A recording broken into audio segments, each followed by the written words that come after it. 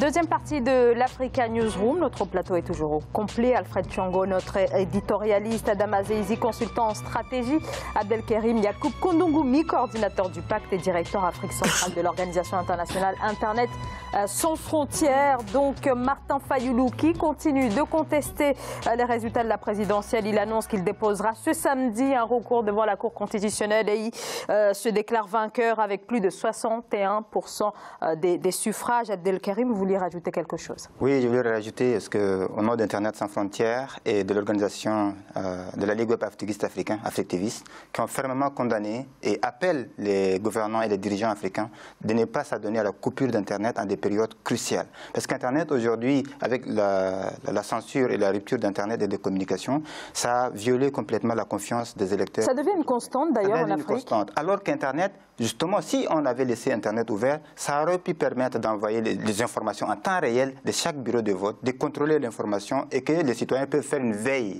Donc ce qui contribue énormément à restaurer la confiance des résultats, à apaiser les tensions et aussi que chaque citoyen peut être lui-même veilleur de son vote. Donc nous appelons à toutes les autorités et les leaders africains de ne plus s'adonner à des coupures d'Internet parce que Internet est la solution à ces crises. Aujourd'hui, le fait que Internet, la téléphonie, les SMS aient été coupés, ça a mené à une source de méfiance. Les citoyens n'ont plus confiance. Pourquoi on coupe Internet? Parce qu'on dit que les gens ont la volonté de cacher quelque chose. Et puis, moi j'ajouterais aussi une autre chose, c'est-à-dire que les entreprises qui travaillent justement à l'international ou qui ont besoin d'Internet pour des transactions et des choses comme ça sont pénalisées.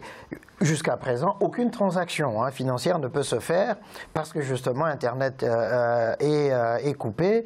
Et le plus curieux encore, c'est que ils ont coupé Internet et puis, pour proclamer les résultats, on convoque la presse, tout voilà, ça. C'est ça le problème. Voilà les paradoxes de ces pays-là qui se traduisent justement par ces inversions qu'on vient de voir. Merci beaucoup à tous les trois. On va tout de suite passer au reste de l'actualité.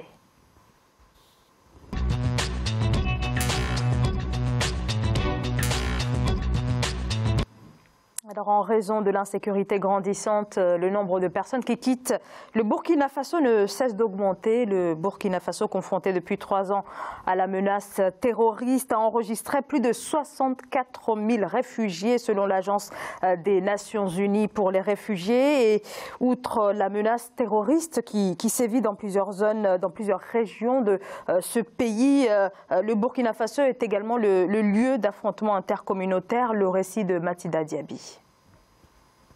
Provoquer le conflit communautaire, c'est le mode opératoire que semblent avoir choisi les terroristes qui agissent au Burkina Faso. C'est la conviction de l'association Racine pour qui l'attaque du village de Yirgou en janvier 2019 en est un exemple. L'assassinat public du chef du village a provoqué une vague de représailles envers la communauté Peul qui a fait, selon les autorités, 46 morts au total. Et aujourd'hui, avec la menace terroriste, il y a comme une sorte de frilosité et de panique qui s'emparent de certaines populations, puisque certains individus terroristes présentent certains faciès, certains profils qui les apparentent à des populations peules.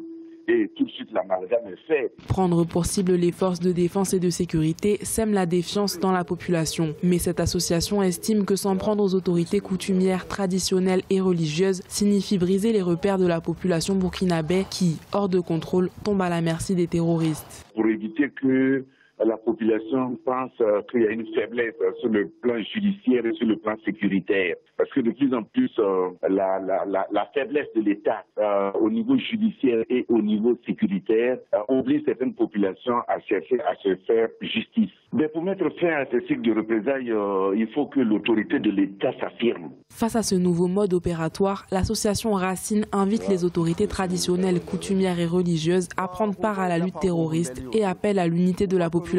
En rappel, le pays qui connaît des attaques terroristes depuis 2015, dont le bilan officiel fait état de plus de 270 personnes tuées, a instauré l'état d'urgence dans 7 de ces régions.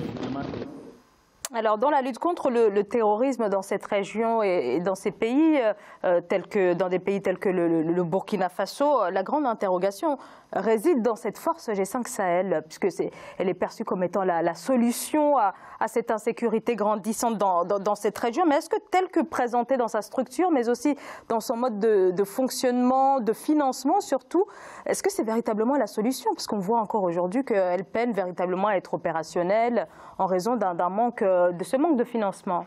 Abdelkerim Yacoub Kondongo. En fait, le problème actuellement, c'est que vu l'enjeu de la sous-région, le Sahel aujourd'hui est devenu le champ à tout. Qu'ils soient les terroristes, qu'ils soient les trafiquants, qu'ils soient... Tout se passe dans cette zone de non-droit qui est en train de se passer avec des États qui n'ont même pas la capacité d'assurer la sécurité de leur propre territoire, qu'on est en train d'associer pour assurer la sécurité de toute cette bande sahélienne avec parfois des individus plus armés que les armées de cette nation. S'agissant du G5 Sahel, le G5 Sahel a du plomb dans les ailes. Déjà, il faut savoir qu'aujourd'hui, le seul pays de la puissance qui soutient ce G5 Sahel, c'est la France. On se demande pourquoi les autres nations ne veulent pas s'impliquer. Il faut se poser la question. De deux, aujourd'hui, la question de financement. Sur les 423 millions de dollars nécessaires pour faire fonctionner cette force, aujourd'hui, il n'y a eu que 150 millions de contributions.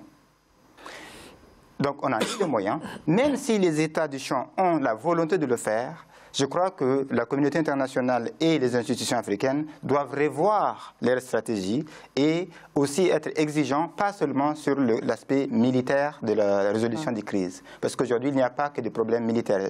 Et la plupart de cette crise, ces terroristes, justement, se basent sur ce développement, ces crises économiques, ces crises sociales, pour influencer ou recruter dans la population locale. C'est ça le plus gros problème. Donc, pour moi, le G5 Sahel n'est pas opérationnel à l'heure actuelle. Et les États qui comptaient sur ce G5 Sahel se retrouvent en face d'une situation dont ils ne sont pas préparés. Et oui, là, je vais juste finir, ce qui s'est passé là à Ouagadougou, c'est terrible.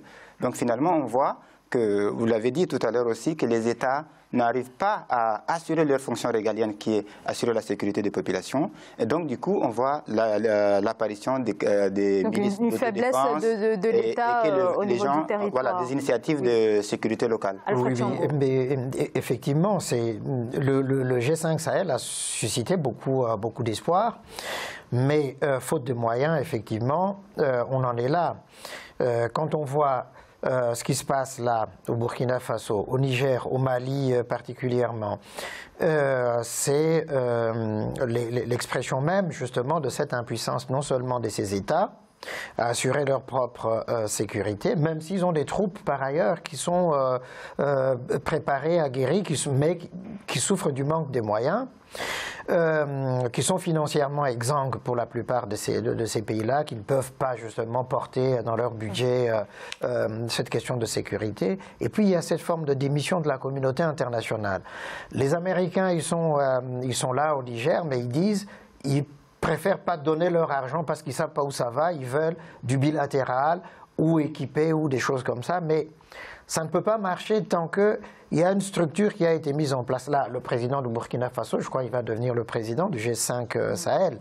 Mais de quel levier dispose-t-il pour justement éviter ces genres de choses? Mais justement, comment expliquer que l'organisation ne parvienne pas à attirer les fonds pour cette force qui est présentée comme capitale, non sellement pour l'Afrique, bien entendu, mais aussi bien au-delà. Regardez les pays qui composent le G5 Sahel. La plupart, c'est des pays encore sous dictature et des gouvernements qui ne respectent pas l'état de droit. Quand on prend le Tchad, regardez le Tchad, Idriss Déby qui s'accroche au pouvoir et qui fait exactement ce que les autres pays combattent. Regardez, la Mauritanie a été exclue même par les Américains parce qu'il y a encore l'esclavage là-bas. Donc cette composition, en fait, on met l'effort dans cette lutte contre le terrorisme avec des personnes dont ils sont aussi source de cette crise. Donc finalement, moi je crois qu'il faut revoir la stratégie et être exigeant exigeants sur tous les plans, pas seulement militaires, pour pouvoir résoudre le problème. Adam Azezi. Si on ne compose pas la force du G5 avec les pays qui sont concernés par la crise du Sahel, avec qui vous voulez la composer? Non, on n'a pas dit les pays, on a dit les individus qui dirigent ces pays. Si dans ces pays, il faut faire avec, vous n'allez pas changer les régimes pour lutter contre le terrorisme. On ne fait pas avec, on est exigeant. Parce que pourquoi on combat les terroristes? On combat les terroristes parce que ces terroristes-là sont contre des valeurs et des principes qu'on défend. Et si ces valeurs et ces principes, on envoie les militaires tchadiens, par exemple, à défendre la démocratie, la liberté, la bonne gouvernance au Mali et défendre l'intégrité territoriale du Mali.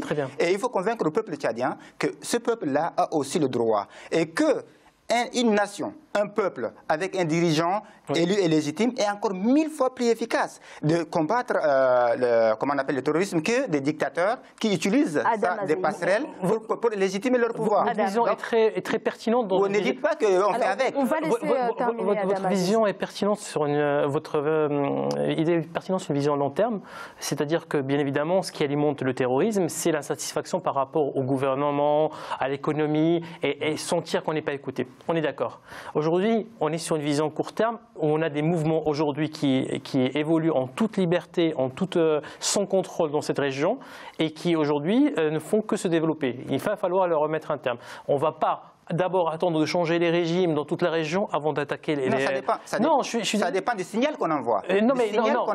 Aujourd'hui, et qu'entendez-vous par court terme? Court terme, c'est combien des années? Non, mais aujourd'hui, d'abord, il faut neutraliser. Non, tout d'abord. Non, mais on est sur une action... Vous nous avez dit court terme. On va laisser Adam Azezi développer son idée. Années, je suis désolé. Mais aujourd'hui, ça fait plus de 5 ans qu'on combat les terroristes. Monsieur. Donc, c'est pas du court terme. Alors, on va laisser Adam Azezi aller au bout de sa pensée. Adam Azezi. Dans une vision à court terme aujourd'hui, il faut neutraliser la nuisance de ces groupes terroristes dans la région. On n'est pas dans l'éradication totale, c'est quelque chose qui prend des années, mais déjà neutraliser la nuisance. C'est-à-dire aujourd'hui, on a des groupes qui agissent, qui terrorisent les populations au Burkina Faso. On a vu tous les nombres d'attentats qui ont lieu. On est amené même vers une sorte de guerre civile entre populations parce qu'on reproche par exemple au Peul d'être plus proche ou d'être un bassin de recrutement.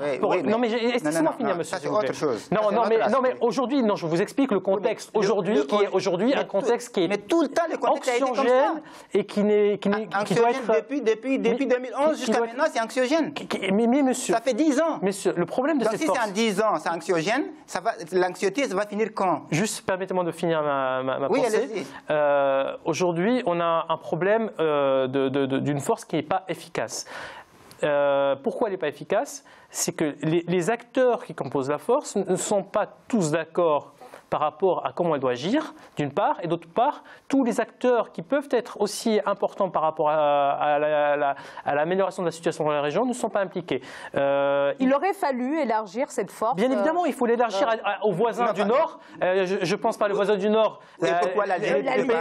Par exemple. L'Algérie, le Maroc, la Tunisie, la Libye, qui sont aussi des bassins, des canaux de communication, d'alimentation, de financement de ces moments. Mais posez-vous la question, pourquoi l'Algérie n'a pas voulu s'impliquer? Pourquoi les autres pays? L'Algérie, c'est une raison politique interne. Et pourquoi les États-Unis n'ont pas voulu s'impliquer? Pourquoi seule la France se retrouve face à cette situation qui concerne tout le monde? Donc c'est pour ça qu'on dit, c'est vrai, vous avez raison.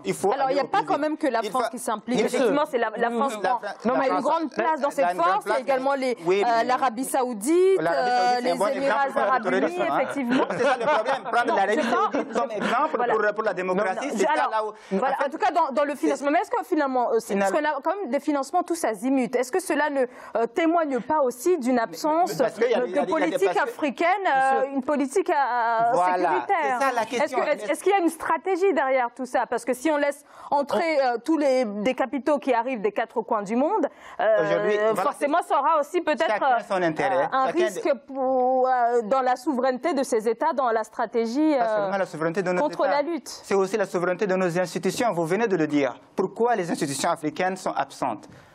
Il faut le dire.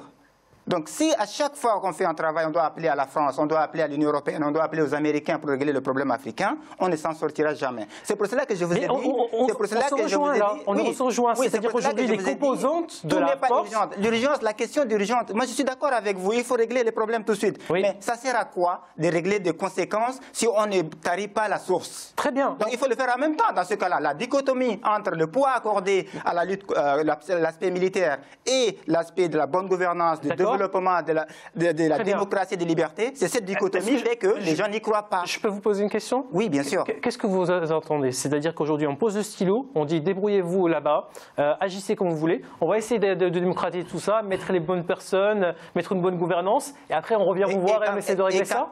Et quand vous dites on, vous parlez de qui? Les acteurs qui sont membres de la G5. Non, attention, la G5 c'est le pays des champs. Quand vous dites on, vous parlez de la communauté internationale, vous parlez de la France, vous parlez des États-Unis. Quand vous dites on. Tous les acteurs qui sont concernés, que ce soit les acteurs locaux ou bien les partenaires externes qui aussi sont... Eh bien, c'est ce qui doit se faire. Oui, c'est-à-dire qu'il faut envoyer des discours cohérents, et des signaux cohérents et des actes cohérents. Vous allez combattre les terroristes avec des discours? Non, on ne parle pas de terrorisme, je parle des actions et des stratégies. Oui. Donc, quand je vous ai dit tout à l'heure, la dichotomie entre ce qu'on dit, ce qu'on fait, ce qu'on bat, et ce qu'on fait à côté, fait que le peuple, parce que tu n'as pas le soutien du peuple, tu peux utiliser n'importe quel individu, les jeunes. Pourquoi? Concrètement, à court terme, qu'est-ce que vous voulez faire? Concrètement, là, c'est de beaux discours, mais concrètement. À court terme, c'est de ne plus soutenir ces dictateurs et de contribuer. Ils sont les présidents des pays. Oui, voilà. Qui composent la force, donc il n'y a plus de force. Non, c'est tous les pays qui composent pardonnez-moi, mais là, vous touchez à pas mal de sujets. Voilà, mais on va pas essayer de se recentrer. Ce n'est pas de l'utopie, c'est de la réalité. Parce que c'est l'ingérence de ces pays font que aujourd'hui... Mais c'est les pays qui sont concernés. Est-ce que vous vous êtes posé la question pourquoi aujourd'hui un jeune Africain, Tchadien, Malien, Nigérien, préfère suivre ces terroristes, croire à ces terroristes, que de croire à son propre dirigeant? Est-ce que vous vous êtes posé la question? On est d'accord. C'est dans la mentalité. Je voudrais entendre Alfred Chongo que j'ai très peu entendu Tant que vous n'avez pas réglé ces problèmes, le jeune va suivre Alfred Chongo. C'est vrai tout ce qui vient d'être dit par Adam et par Abdelkerim. Simplement, il y a ceci il y a les urgences effectivement qui sont là, comme ces populations qui commencent à s'entretuer parce que l'État burkinabé n'arrive pas à assurer la sécurité de tout le monde et parce que les forces de sécurité qui sont mobilisées contre le terrorisme ne disposent pas de tous les moyens qu'il faut pour les combattre. Ils sont même attaqués au cœur de la capitale. Et donc ça montre effectivement la faiblesse des États. La question de l'interdépendance internationale aussi est là, qui se pose. Et la gouvernance interne à chacun de ces pays aussi, c'est une question qui est centrale.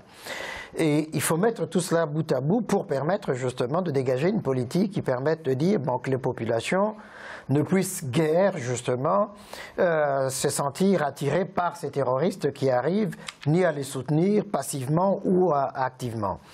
Et c'est là où il y a effectivement, la faillite de l'Union africaine et des organisations, des structures de l'Union africaine qui sont censées travailler sur ces questions de sécurité au niveau continental et au niveau régional.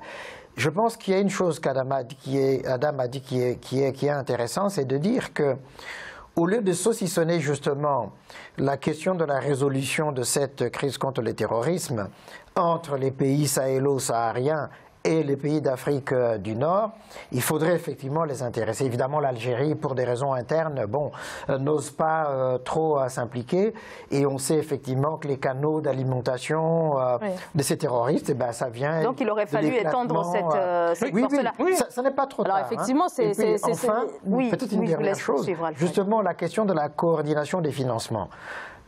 Évidemment, c'est aussi un enjeu entre les puissances du Golfe et les puissances européennes, enfin de la communauté internationale, où l'Arabie Saoudite, le Qatar, etc., veulent aussi devenir des acteurs. Et tout le monde n'a pas forcément les mêmes intérêts, bien évidemment. Les mêmes intérêts, voilà. Et donc je pense effectivement qu'il faut repenser quand même le modèle de... Moi, je crois que... Merci. Oui. Alors, pardonnez-moi, Abdelkerim, on arrive au terme de ce sujet. On aura bien sûr l'occasion d'en reparler sur ce plateau au cours de nos prochaines émissions. En attendant, on marque une très courte pause et on se retrouve dans quelques instants. À tout de suite.